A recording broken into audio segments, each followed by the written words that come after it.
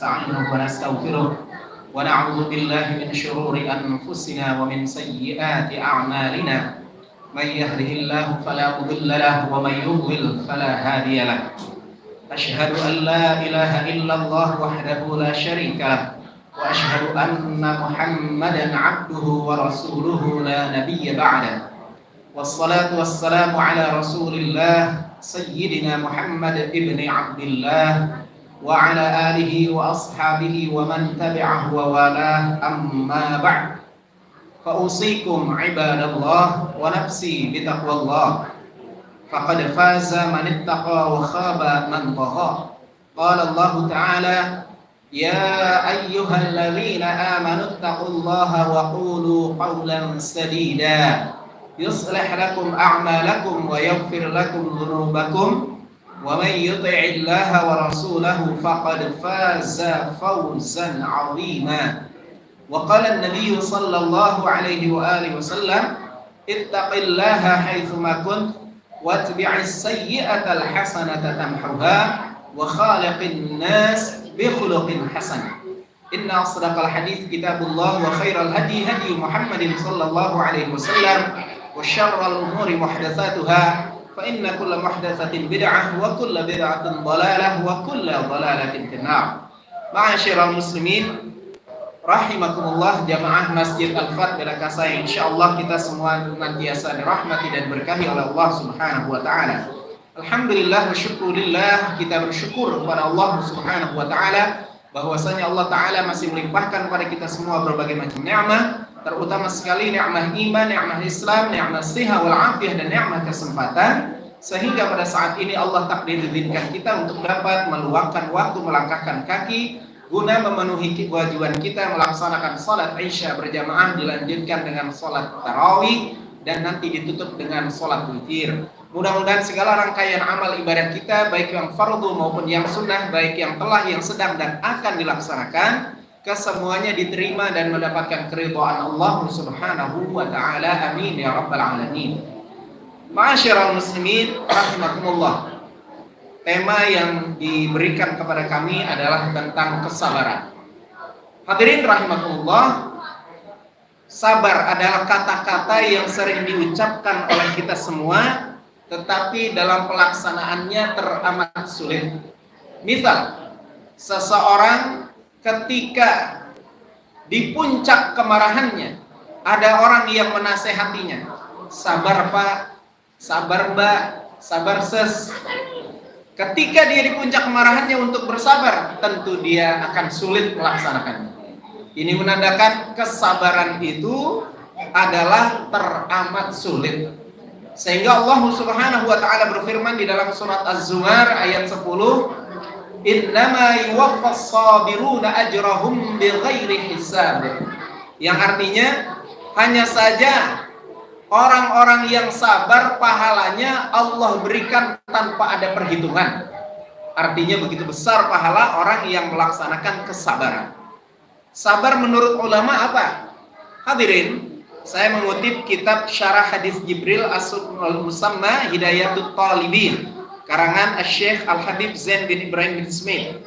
Dalam kitab tersebut, sabar itu artinya habsun nafsi 'anil makarih wa qahruha 'ala iltizamin muqtadha syar', yang artinya menahan diri dari segala perkara yang dibenci oleh Allah dan berusaha mengikuti syariat-syariat yang ditentukan oleh Allah Ta'ala dan Rasulnya.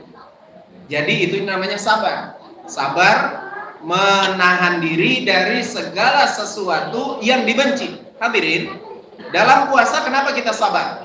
Sabar menahan diri mulai dari yang membatalkan makan, minum, kemudian hubungan badan siang hari dengan istri kita, itu dilarang oleh Allah Subhanahu wa taala. Saat itu kita bisa bersabar. Karena apa kita bisa bersabar? Dikarenakan iman. Iman inilah yang menyebabkan seseorang mampu mengikuti petunjuk Allah dan Rasulnya, dan menahan sabar ini teramat berat kecuali hanya orang-orang yang beriman, dan kita termasuk di dalamnya insyaallah. Amin ya rabbal alamin. Hadirin rahimakumullah, sabar itu Di dalam pengertian para ulama dibagi kesabaran itu atas 3 hal. As-sabru ala thalathati aqsam. Sabar itu dibagi kepada 3 hal. Yang pertama, as-sabru 'alal musibah. Sabar ketika terkena musibah. Yang kedua, as-sabru 'alat ta'ah. Sabar dalam ketaatan. Yang ketiga, as-sabru minal maksiyah. Sabar dari perbuatan maksiat. Pengertiannya hadirin rahimakumullah. Yang pertama, sabar ketika menghadapi musibah. Hadirin rahimakumullah. Apa yang terjadi menurut pandangan manusia itu buruk mengenai kepada seseorang. Saya ulangi, apa yang menjadi pandangan manusia itu buruk mengenai kepada seseorang, maka itu disebut musibah. Contoh, jatuh itu adalah musibah. Menurut pandangan orang, kalau orang bisa berdiri tegak kemudian jatuh, itu adalah musibah. Tertimpa ranting kayu itu musibah. Kehilangan harta benda itu musibah. Seseorang yang tertimpa musibah kemudian dia bisa bersabar, orang ini mendapatkan ganjaran pahala yang besar. Ini bagian yang pertama, sabar terhadap musibah. Dan ketika orang ditimpa musibah tersebut, secara umum orang tersebut tidak mampu untuk menahan sabar. Misalnya yang paling kecil aja, nggak usah musibah kehilangan mobil, nggak usah musibah kehilangan motor, kecurian benda di brankas, nggak usah. Yang paling ringan, kehilangan sendal ketika pulang sholat witir dari masjid Al-Fat Belakasa. Bagaimana rasanya itu hadirin? Kita akan merasakan, sendal saya di mana ya?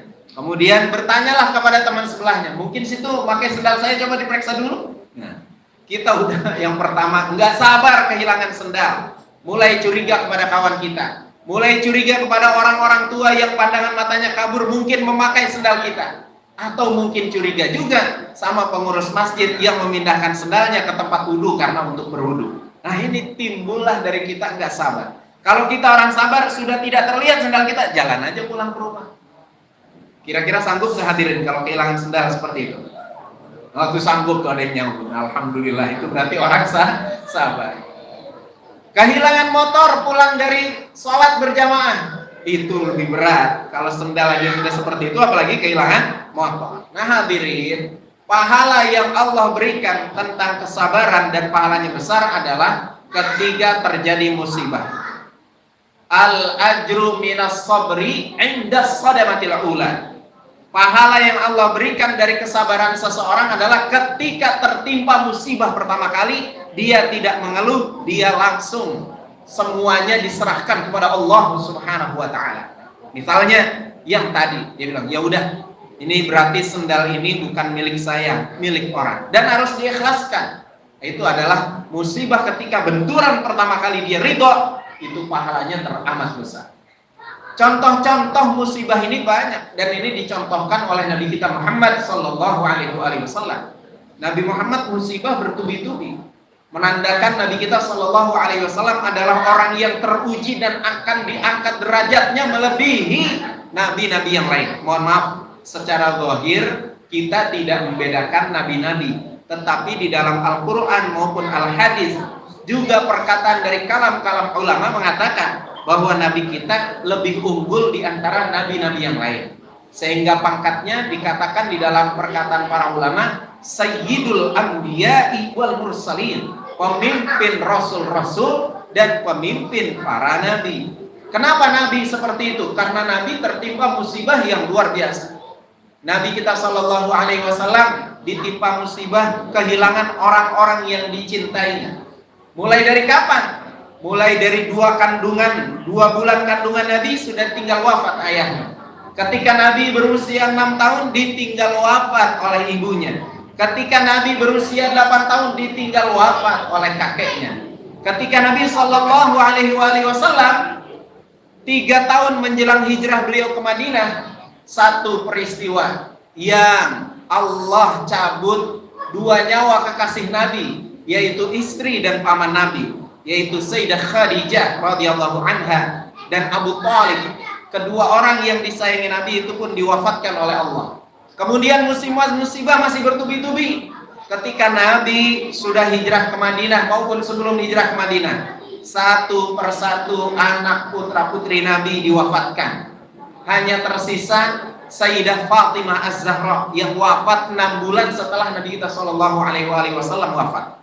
Hadirin, ini menandakan Nabi itu begitu sabar. Nabi tidak pernah merasa kecewa atas keputusan Allah Subhanahu Wa Taala. Apapun yang terjadi pada diri Nabi, Nabi rela. Tidak pernah mengeluh bahwa ini sudah menjadi keputusan Allah Subhanahu Wa Taala. Sabar namanya. Kalau kita, hadirin rahimakumullah, orang yang kita cintai meninggal dunia, sabar kita bisa hitung. Mungkin dalam 2 hari kemudian setelah wafat orang yang kita cintai, barulah kita bersabar. Tetapi dari ke hari kewafatannya mungkin kita masih belum bisa bersabar. Mungkin kita akan menangis, mungkin kita akan merasa bersalah kenapa tidak bisa menolong kekasih kita, orang yang kita cintai ini sehingga wafat tidak disegerakan pengobatan dan lain sebagainya. Yang ketiga, mungkin saja kita ini lupa ingatan dikala kita ditinggalkan oleh orang yang amat kita kasihi. Ini bisa terjadi. Tetapi kalau orang yang sabar, pahalanya begitu besar. Sehingga dalam surah Al-Baqarah itu ada kalimat yang memberikan kabar gembira kepada kita. Wa basyiris sabirin alladzina idza asabathum musibah qalu inna lillahi wa inna ilaihi raji'un. Yang artinya berilah kabar gembira kepada orang-orang yang bersabar. Apabila mereka ditimpa musibah, mereka mengucapkan istirja, inna lillahi wa inna ilaihi raji'un. Kami milik Allah dan hanya kepada Allah kami akan kembali. Itu namanya orang yang sabar terhadap musibah. Nah hadirin rahimakumullah, yang kedua sabar ketika taat menghadap Allah Subhanahu Wa Taala. Seperti kita nih sekarang, sholat isya berjamaah, dilanjutkan sholat tarawih. Nanti kita akan sholat witir. Bapak dengerin saya ceramah, sabar banget Pak. Mungkin yang dengernya udah dalam hatinya begini, kapan Ustadz menghentikan kalimatnya gitu. Wallahualam, tapi orang sini mah emang hebat-hebat dah, mau mendengarkan Ustadznya ceramah gitu. Apa artinya? Ini kesabaran juga buat kita dalam taat. Kesabaran dalam taat ini sudah dicontohkan oleh Nabi kita Muhammad SAW. Ketika apa? Nabi kita SAW sholat malamnya saja sampai dari lepas waktu isya menjelang waktu subuh masih tetap dalam kondisi berdiri, hingga dikatakan di dalam kitab-kitab itu penjelasan dari Sayyidah Aisyah radhiyallahu anha, kana tataqattara qadamah, Nabi kita itu bengkak-bengkak kakinya karena berdirinya saking lama dalam ibadah kepada Allah, dalam ketaatan. Membaca Al-Quran di bulan suci Ramadan ini juga bentuk dari ketaatan. Terkadang orang baru baca 1 lembar, 2 lembar, matanya mulai mengantuk. Tetapi kalau dia bisa tahan rasa kantuk itu, dia bersabar hingga bisa menyelesaikan 1 juz, itu orang yang benar-benar terlatih untuk menjadi orang yang sabar dalam ketaatan pada Allah Subhanahu Wa Taala. Taat kepada Allah berat hadirin. Taat kepada Allah itu sangat berat. Terutama ketaatan kita menjalankan dalam syariat. Syariat ini kan banyak ketaatannya. Mulai dari puasa Ramadan, mulai dari sholat yang 5 waktu, mulai dari haji, mulai dari zakat, kemudian ibadah-ibadah yang lainnya, berbakti kepada orang tua, membantu kepada sesama. Ini adalah perbuatan taat yang mungkin banyak orang yang tidak bersabar dalam hal ini. Tetapi kita beruntung kepada Allah Subhanahu Wa Taala, asbab kita diberi hidayah taufik oleh Allah, kita masih mau bersabar dalam taat kepada Allah. Tidak semua orang bisa taat hadirin, karena orang-orang yang taat itu adalah orang-orang yang dipilih oleh Allah Subhanahu Wa Taala. Tidak bisa semua orang bisa datang ke masjid ini hadirin, karena boleh jadi orang itu hanya orang pilihan yang Allah pilihkan untuk sholat. Tidak bisa semua orang bisa bersedekah hadirin, karena orang bersedekah itu sudah dipilih oleh Allah Subhanahu Wa Taala untuk bersedekah. Maka kita bersyukur pada Allah dengan ucapan alhamdulillah kita dipilih oleh Allah Taala untuk menjadi orang yang taat. Insya Allah sampai wafat kita menjadi orang yang taat. Amin ya rabbal alamin. Hadirin rahimakumullah. Ketaatan ini juga dilakukan oleh para sahabat Nabi radhiyallahu anhum ajma'in. Tatkala mereka diperintah oleh Nabi, hayya 'alal jihad, mari kita berjihad.